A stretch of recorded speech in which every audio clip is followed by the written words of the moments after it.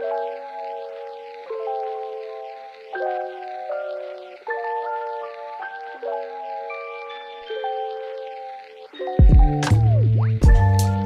and welcome to the Smart Beauty Podcast. I'm your host, Viola Levy, beauty journalist and founder of copy-led branding agency, Smart Beauty Creative. We're here to create your brand voice and craft the story behind it. Welcome to today's episode. Before we dive in, I want to let you know that this conversation contains sexual explicit themes and strong language. Today, I'm very excited to be speaking with Cindy Gallop, founder and CEO of Make Love, Not Porn.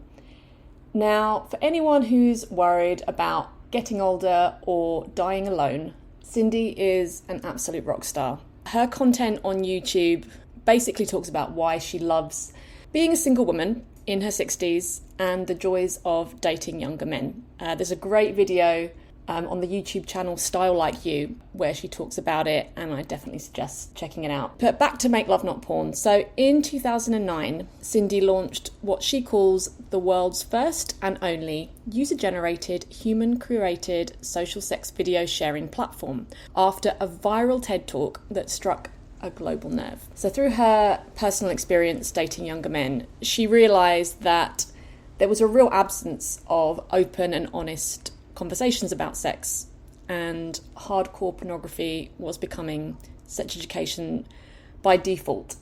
Now, we are very sex positive here at Smart Beauty. We're all about opening up conversations about sex, having honest and frank discussions. But pornography in its current form and the amount of hardcore pornography that has become mainstream, I think we can agree is damaging and toxic, especially to young people who are accessing porn as their first experience of sex or understanding about sex. They're learning about sex through hardcore porn, which I think we can all agree is pretty messed up. And you don't need to be Mary Whitehouse to realise that. There has to be a middle ground, and that's what I discussed with Cindy. There has to be a better way of people to feel comfortable in their sexuality, to feel less shame about their curiosity, especially if you're a young person. That's what Cindy is trying to do with Make Love Not Porn. And it's really timely discussion because I'm sure a lot of you watched the amazing Netflix show Adolescence, and there were a lot of conversations that cropped up around that about the influences that young people are under online and the type of content that they consume and how it affects them. Cindy also addresses that with Make Love Not Porn as the antithesis to all of the kind of hardcore material that's out there. It's teaching people, especially young people, about how sex can be loving and romantic and how that can be the norm. They don't have to go to these extremes. It doesn't have to involve people being degraded or hurt or anything else that dehumanises somebody. Because I think that's this is a podcast with a lot of swear words. That's what's fucked up about the current state of things, and that's what Cindy is trying to change, which I'm hugely behind. For 16 years, she has been fighting not just to build the platform, but to keep it running. The barriers that she has to face, from payment processors to advertisers, social media advertising and investors, who all have this clause about no adult content. She's had a lot of challenges, but she is a feisty lady, as you will hear from our chat. So I think that if anybody is able to take all of this on, it's her. And her work has helped countless people. She talks about young adults learning healthy sexual behaviour for the first time from her platform, as well as trauma survivors reclaiming their sexuality. So it's just so important that this gets funding and that more people are aware of it. But I know this is primarily a beauty podcast, and we do talk about how sexual wellness has infiltrated the beauty category and the future of that. Cindy's mission to bring romance back to sex education feels more urgent than ever. She's currently developing the Make Love Not Porn Academy, which is an educational platform for parents, teachers and young people, which I think is so vital in this day and age. It's just a great conversation and Cindy is just so brilliant to chat to. So yes, let's dive in. I hope you enjoy it. Cindy, thank you so much for joining me today. You founded Make Love Not Porn in 2009 after launching it with your TED Talk that went viral. Given the current conversations surrounding TV shows like Adolescence, incel culture, and OnlyFans creators like Bonnie Blue, I think what you're doing is really relevant. What inspired you to create the platform, and how has your vision for it evolved since then? Sure. So basically, I did not set out to intentionally start Make Love Not Porn. It was an accident. And what I mean by that is it came about because I date younger men. They tend to be in their 20s. Mm. And 17, 18 years ago, long before anybody else realized this, I realized through my own direct personal experience dating younger men that when we don't talk openly and honestly about sex, porn becomes sex education by default in not Yes. a good way. I'm naturally an action-oriented person, and so I went, wow, okay, got to do something about this.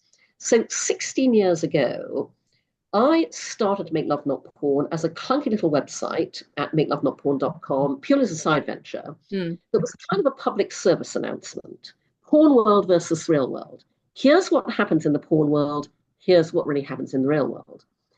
As you referenced, I launched at TED. My talk went viral, and it drove this extraordinary global response to my tiny website that I had never anticipated.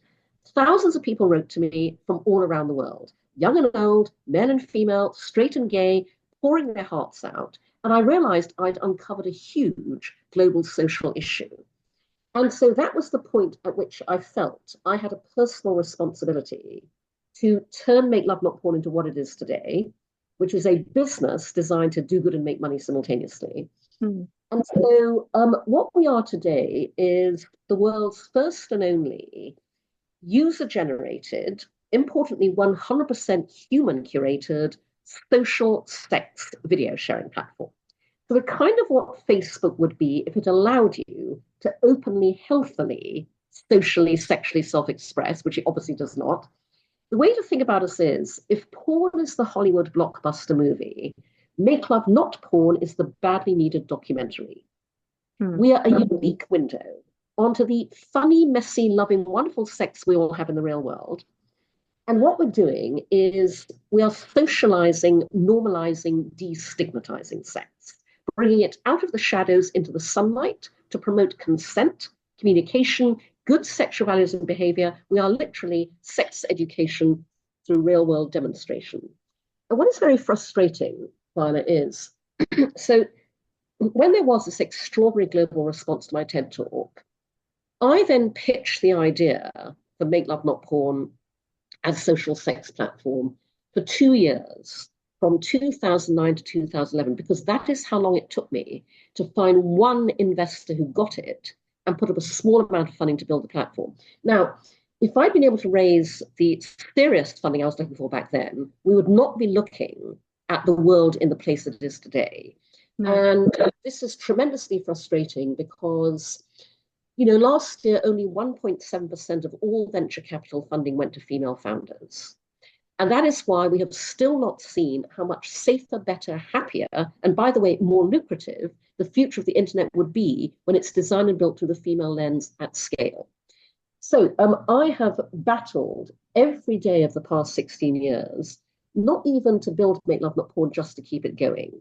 Basically because every piece of business infrastructure any other tech startup takes for granted, we can't, the small print always says no adult content. And that's all pervasive. I can't get funded. You know, I can't get banked. Every tech service I want to use, the terms of service always say no adult content. I can't put payments in place. PayPal won't work with us. Stripe won't. We're banned from advertising anywhere. So first of all, it's a testament to both the traction we have and what I'm like as a founder that we're still here.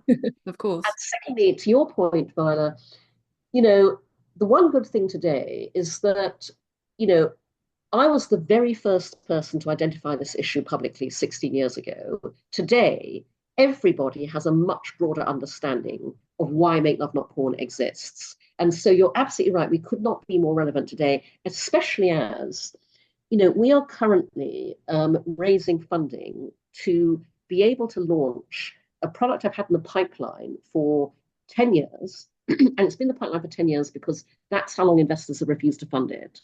But Wow. the irony is that this is a product that parents and teachers began reaching out from day one of Make Love Not Porn and begging me for, which is the 0 to 18 and beyond sex education extension of what we do, makelovenotporn.academy.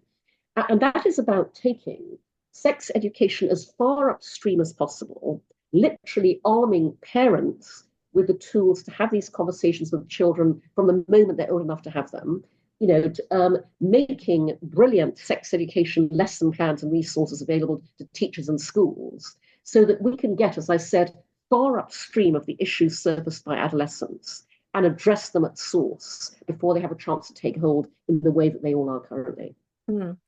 I mean, that brings me on to one of my questions was that I think we talk about the importance of sex education when it comes to young adults, those under 18.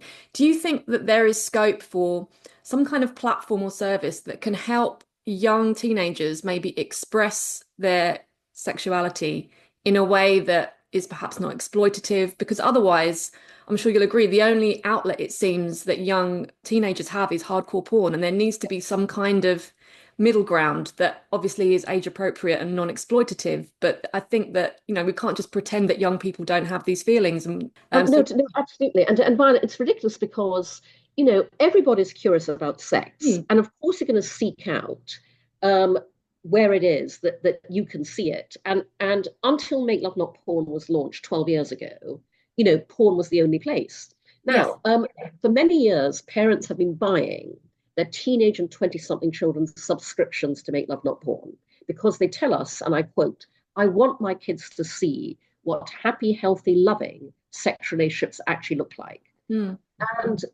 by the way, at Make Love Not Porn, we are more legal than legal. We are for 18 and over. But in the past year, those messages from parents have increased exponentially, and they are getting increasingly desperate. So a mother wrote to us a couple months ago. He said, "I've just discovered my 13-year-old son is watching Pornhub. I would much rather he watched Make Love Not Porn. I know he's underage. Can we find a workaround?" Now, as I said, we are more legal than legal, but our policy is parental judgment absolutely trumps that.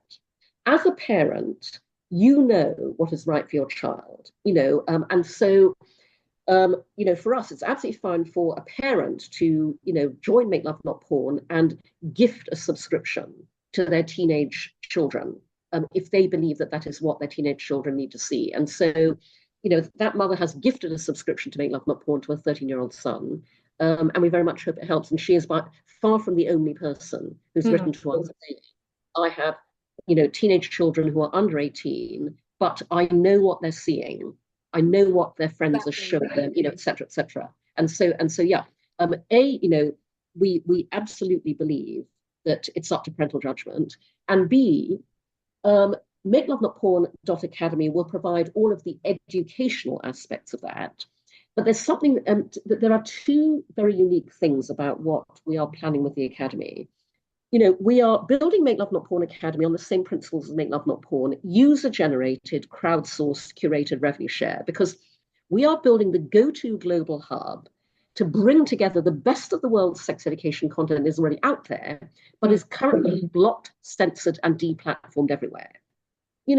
There's a reason our brand is called Make Love Not Porn.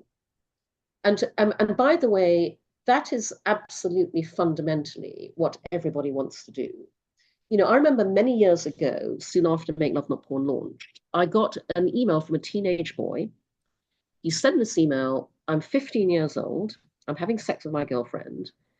Please tell me how to make love not porn, because I really want to know, and I know that my parents will not be able to help." We frame everything in the context of love. Okay, what you see on Make Love Not Porn currently is love in action. Okay, we are the only place where you will see, you know, open, healthy, loving, real world relationship dynamics manifesting in sex and around sex, by the way. Literally, I mean, the love radiates out of the screen with our videos. And we are going to be framing Make Love Not Porn Academy in exactly the same way. Because what is getting lost in a world where, Gen Z and now Gen Alpha are growing up, living through a screen, are way more awkward about engaging socially in the real world because everything is through, texting and, apps and screens, where children are, seeing hardcore porn as early as the age of 6, where people are having relationships with AI chatbots. What is getting lost in all of that is the joy and wonder and messiness of first love. And we want to bring back love. And I say that, Viola, because, love is obviously a huge thing in life for everybody, but it's such a sort of familiar societal construct that we take it for granted and we leave it to popular culture to define it. Okay. And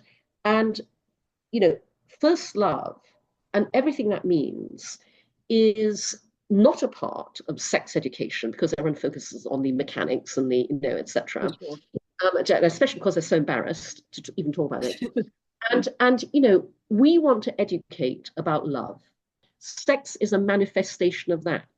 So yeah, this is what we want to do that is utterly unique, that is so valuable, and that is why it is literally, and I use this word deliberately, criminal that we cannot find funding. Definitely, because we're both British, and I'm sure you grew up with the same post-Victorian attitudes and values as I did. And there's just still remains today that sense of like silence and shame around talking about sex. And I found when I was growing up as an adolescent that romantic fantasies and sexual fantasies were in two completely separate boxes. Do you feel like with platforms like Make Love Not Porn, you're bridging the gap? Absolutely, Vana, because as a unique business, Make Love Not Porn has a unique capability. We have the power to change people's sexual attitudes and behavior for the better in a way that nothing else can, because we exist to take the shame, guilt, and embarrassment out of sex. We are what I call a shame changer. And literally everything on our platform is designed, consciously intentionally to do that. Our members love our platform because when they land on it, we are just celebrating a perfectly normal, everyday wonderfulness that we all have the chance to experience. Then, in the 12 years we operate as a business, we have taught countless young people that porn is not sex in the real world. Gen Z loves us. We've saved numerous marriages and relationships. That is literally how people write to us. You saved my marriage. You saved my relationship. Because we inspire communications breakthroughs around sex. And again, by taking the shame and embarrassment out of it. One couple said to us, we find, watching your videos and then talking about what we see in them feels as natural and normal as talking about what we just watched on Netflix. And from there, it's just, one short step to then being able to talk about our own sex life equally naturally in a way that makes it so much better. Also, as with any disruptive technology, use cases emerge that the founder never dreamt of. So I was blown away when we began hearing, as we do regularly, from survivors of rape, sexual assault, sexual abuse. We hear from female survivors, we hear from male survivors, trans non-binary survivors. They tell us that Make Love Not Porn helped them reclaim their bodies. We help them feel able to be sexual again post-trauma in a situation where porn is way too triggering. And it's not just people who watched our videos. We have a number of Make Love Not Porn stars, as we call our contributors, who tell us being able to share themselves sexually in a completely safe and trustworthy space has helped them process and heal from sexual trauma. I mean, that's not a use case I ever envisaged when I came up with this idea. I'm so happy that it is. I think there's a tension at the moment between the sex positivity movement and supporting sex workers and like OnlyFans performers, but then there's the understandable concerns about the mainstream world of pornography that people are kind of a bit scared to touch on because they don't want to be seen as being pearl clutching conservatives. Do you think that Make Love Not Porn is the solution to that, is the middle ground? Absolutely. I use the movie versus documentary analogy deliberately Mm. because, we exist not as a competitor to porn, but as the only real world counterpoint and complement. People like watching movies, people like watching documentaries. Sometimes in a mood for a movie, sometimes in a mood for a documentary. It's just really important that in this area, the documentary exists, and we are the only documentary that Mm. exists. And I think it's also sort of an important just public health service, to be honest, because we're seeing the statistics of young men and erectile dysfunction because of the porn that they're exposed to. I'm sure you watched Adolescence. I mean, what were the main things that came up for you having watched that in relation to what it was that you're doing? Yeah, no, of course I've watched it, and again, I'm just furious that it now dominates the discourse, but for 16 years people refuse to support and fund what I'm doing. Yeah, And the issue there, Varna, is that everybody loves talking about the problem. Nobody wants to support and 100%. fund the solution. Mm. That's the challenge, especially with the academy, because, again, I reiterate my point. We want to take education as far upstream as possible in order to change the outcome of what adolescence demonstrates. Mm. When we give parents the tools and the content and the resources to be able to begin educating their children really, really early, from the moment almost they're conscious, we can Mm. change it. So, here's a concept we're pioneering that again, because nobody's funding and investing in us, we have not been able to scale the impact of. I designed Make Love Not Porn around all my own beliefs and philosophies, one of which is that everything in life starts with you and your values. So I regularly ask people this question: what are your sexual values? And no one can ever answer me because we're not taught to think like that. Our parents bring us up to have good manners, a work ethic, sense of responsibility, Yes. accountability. Nobody ever brings us up to behave well in bed. But they should, because in bed, values like empathy, sensitivity, generosity, kindness, honesty, trust, respect are as important as those values are in every other area of our lives where we're actively taught to exercise them. And so, parents have been writing to me for 16 years. And what I say to them is think about sex education in the same context as you educate your child about good values and good behavior in every other area. You need to begin educating for good sexual values and good sexual behavior as early as possible. And that is how you prevent the misogyny and the incel culture and the appalling manifestation in adolescence of what happens when you do not do that. We are literally at Make Love Not Porn. We are the antithesis of Andrew Tate, Mm. and we need to be funded to scale to have the same global impact that he has had in the negative sense. I mean, what do you think it does to a young person's sort of sexuality if they're only exposed to that kind of hardcore porn as opposed to platforms like yours? How do you think it affects it? Um, Well, it's here's something else that nobody in my observation talks about openly and honestly because you know nobody's watching porn; they're wanking. Okay, mm, this is content, entertainment that you masturbate to. Okay, and so you know, as a child, you may come across something. Again, children pass around the most extreme examples of everything, because that's what you do as a kid. You may come across something that horrifies you, but at the same time, you are aroused by it. mm, That is a very confusing feeling. And if you are not educated about the alternatives, that is not what sex is and should be, then you will absolutely go down that path of this is what turns me on, this is what I jerk off to, therefore this is what I must do when I actually get to do it IRL. mm. Um, yeah, I think there's kind of a lot to be said for just how it sort of stunts people sexually, and people don't really like to talk about it. And also just the sort of homogenous, surgically altered appearances of the performers in these adult films. I guess with what you're doing, it also shows people what normal bodies look like as well, would you say? And it just helps Yep, that. yep, no, and again, Viola, What we're doing at Make Love Not Porn, that is absolutely true. What we're doing is more fundamental and profound than even that, because we celebrate real world everything, real world bodies, real world hair, real world penis size, real world breast size, real world vulvas. And the reason that's so crucially important is because you can talk body positivity all you like. You can preach self-love till you're blue in the face, but at the end of the day, nothing will make us feel good about our own bodies like seeing people who are no one's idea of aspirational body types getting turned on by each other, desiring each other, thinking each other is the hottest thing out, having a fucking amazing time in bed.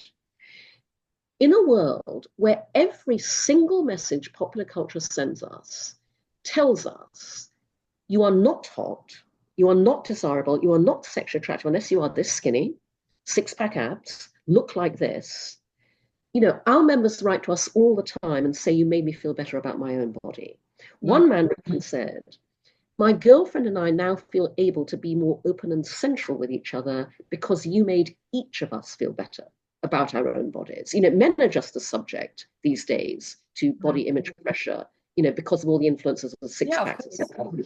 And we exist to empower people sexually, but especially to give women and girls more agency in sex.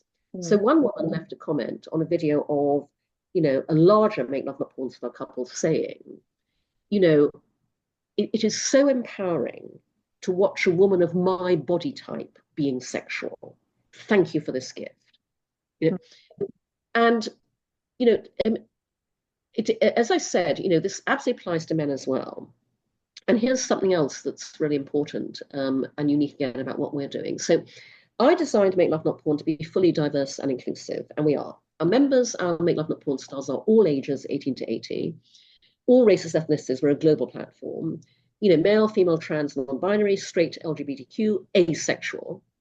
But in the 12 years we've operated, we've discovered that Make Love Not Porn is especially a revelation to men. More men send us grateful emails, leave appreciative comments than anybody else because we are something utterly unique that men will find nowhere else on the internet, which is a safe space where men can be and watch other men being open, emotional, and vulnerable around sex.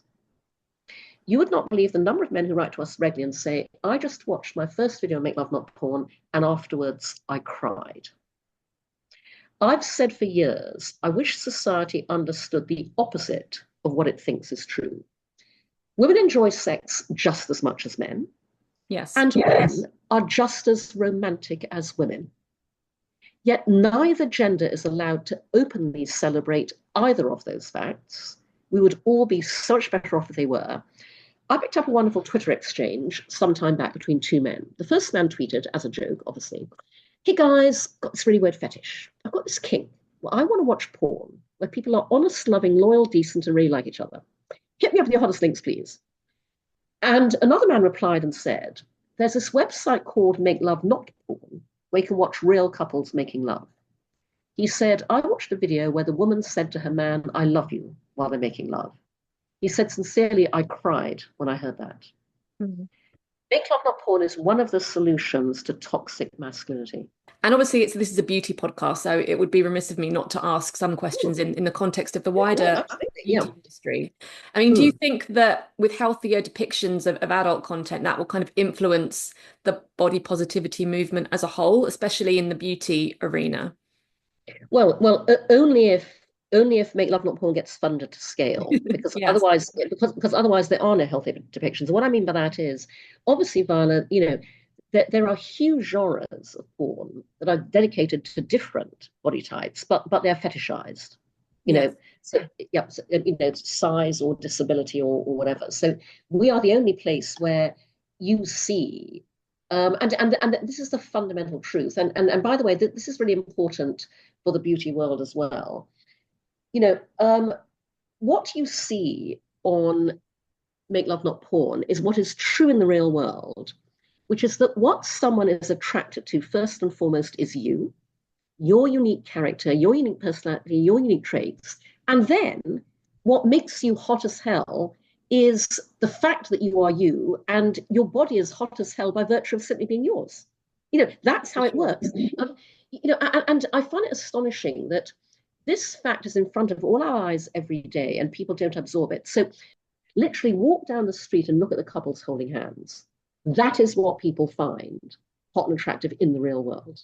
That is how it really works, not the way popular culture tells us it does.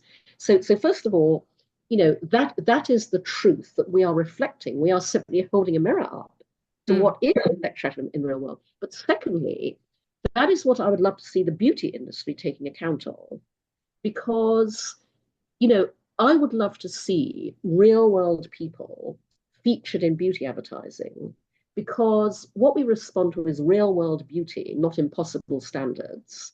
And honestly, you would sell so many more products when you position beauty products as a way to enhance our realness, not to try and hide it.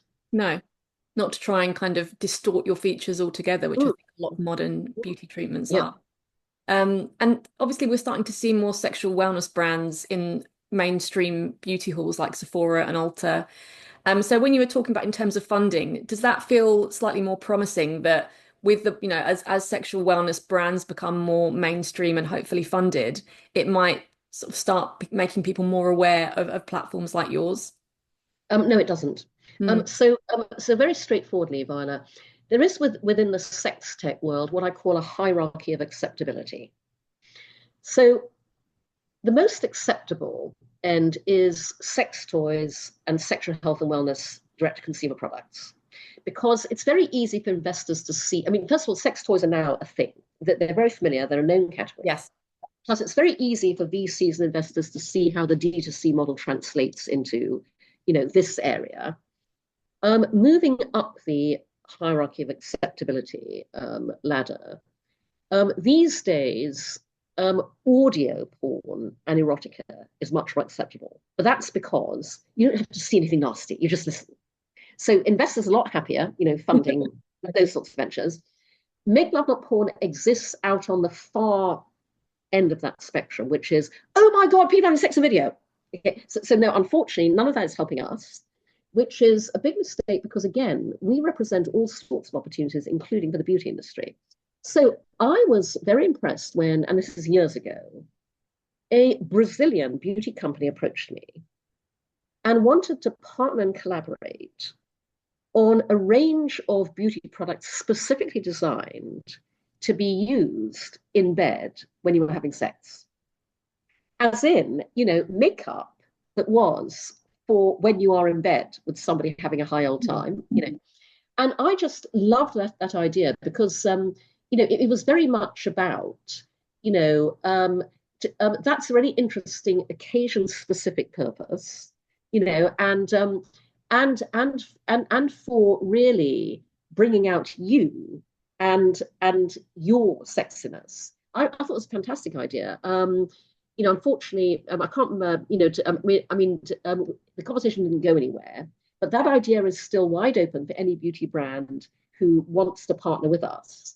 And was an acknowledgement of the fact that we do all have sex.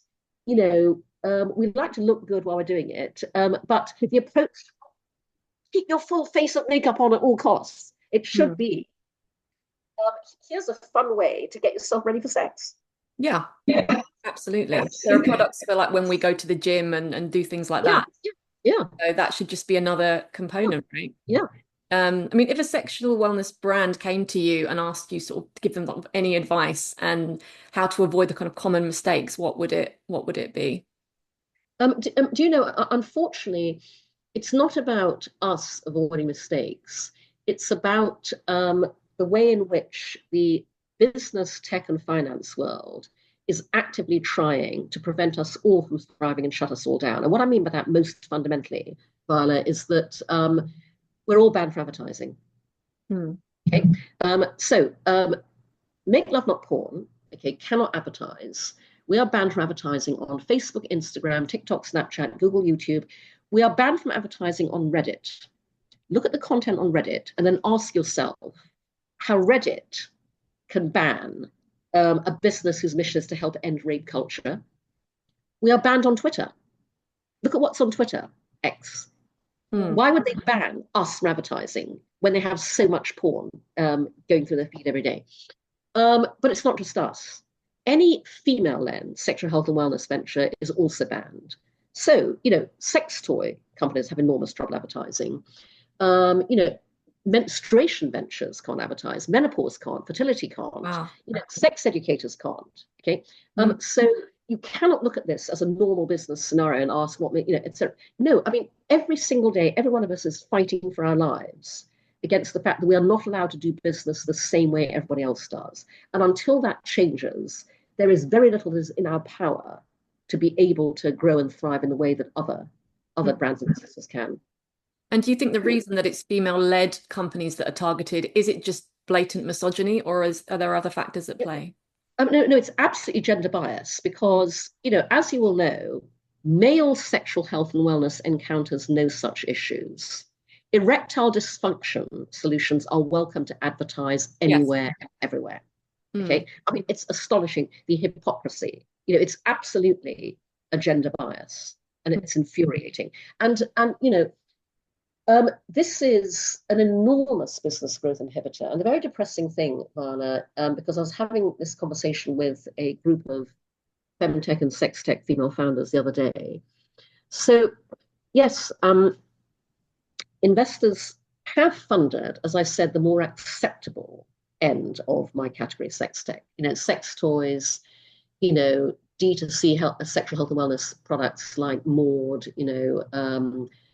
condoms, etc., and audio erotica. But what is happening all too often is that investors only fund one of those ventures once. Because we are all banned from advertising, because we all struggle to grow our businesses, because we are therefore not having the fantastic exits that VC's investors look for, they're not investing in another venture like that again. And we had this conversation about the fact that, you cannot do what you would do in any other category, which is go, oh, look, they funded another player. Let's go and seek investment from them. Many years ago, this is when I was raising funding for Make Love Not Porn, all those years ago, I spoke to an angel investor who had invested in the sex toy company Jimmy Jane, one of the first to design sex toys, make them cool, etc.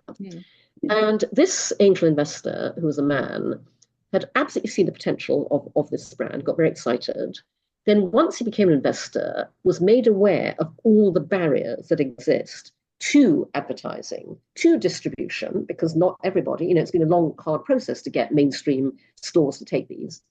And he said to me, I'm never investing in this category again. Wow. Because my eyes have been opened to all of the barriers. So I'm not touching this again. That, unfortunately, is a universal dynamic in our category. And do you think there are opportunities to work with local authorities and help support sex education in schools? Because I remember when we had sex education class, it was so awkward and it was something like you were saying earlier. It was just mechanical. As a woman, you would sort of talk, it was something done to you as opposed to anything you're actively participating in. I mean, I think sort of platforms like yours could be invaluable. No, Violet, that's the exact plan, but in a very specific way. So for years, people have said to me, oh, Cindy, you should go into schools. Make the point to be done in curriculum. And I've always said, no, I shouldn't, because anyone trying to bring sex ed into schools comes up against parent-teacher association, moral panic. But here's the thing. The people currently keeping sex ed out of schools don't know what it would be like if they allowed it in. They're just going to be really, really bad. In their heads, they have this abstract concept of Sodom and Gomorrah will ensue. When I take Make Love Not Porn Academy live, and I can show you what, as I said, does not exist anywhere currently, the best of the world's sex education content all in one place, when you can see for yourself at a glance how brilliant, informative, educational, healthy, and non-threatening it is, and when importantly, you can search it by age appropriateness. If you're a parent freaking out about how to answer the question a 6-year-old asked, or a teacher looking for age-appropriate materials for your class of 14-year-olds, you can search by that. You can search by cultural sensibility, because we will have Jewish sex ed, Muslim sex ed, Christian sex ed, and importantly, you can search by personal comfort level. We're just aggregating all of this. We're creating the Google of sex ed. You decide, you pick and choose what's right for your family, your classroom, your school. That is when I think I can help get sex ed into schools. I'm building this outside of the system to get it into the system. How can anyone else get involved in your mission? So everybody listening, we would love you to come to makelovenotporn.com, sign up and subscribe to support us. Subscriptions start at $10 a month, £7, very affordable. Consider becoming a Make Love Not Porn star. It's a transformative experience, and we have a revenue share model. So you get half of the income that your video rentals make. And by the way, you can be anonymous. The moment you want your videos down, they're gone. We operate nothing like OnlyFans. We designed our platform to be the safest place on the internet for our community. And you can follow us at Cindy Gallop, at Make Love Not Porn on Instagram and X. You can follow me on LinkedIn. I have a Substack called Dear Cindy, so do sign up to that. I answer, readers' questions, answer a question a week. And please spread the word about Make Love Not Porn. The best thing you can do for us is tell people we exist and send them to us. And finally, where do you get your tenacity from, Cindy? Because obviously this has been going for over, 10 years. You've been on this mission. What makes you kind of keep going? Well, two things keep me going. The first is that our community writes to us every day and tells us how we've changed their lives. If I thought I had a business that had no product market fit, I'd have given up long ago. We are so badly needed and so much welcomed. But secondly, what keeps me going is the dynamic that I characterize as, I'm going to fucking well show you. You tell me it can't be done, I'm going to fucking well show you. You put a barrier in my path, I'm going to fucking well show you. I have to take all of that daily demoralization and discouragement and turn it into inspiration and motivation. Amazing. Well, on that note, thank you so much, Cindy, for joining me on the podcast. And I'm wishing you the very best luck with Make Love Not Porn. And I think it sort of is sorely needed. And I really hope that you get the funding and that you take it to where it needs to be. Thank you very much, Marla. It's been great to talk to you.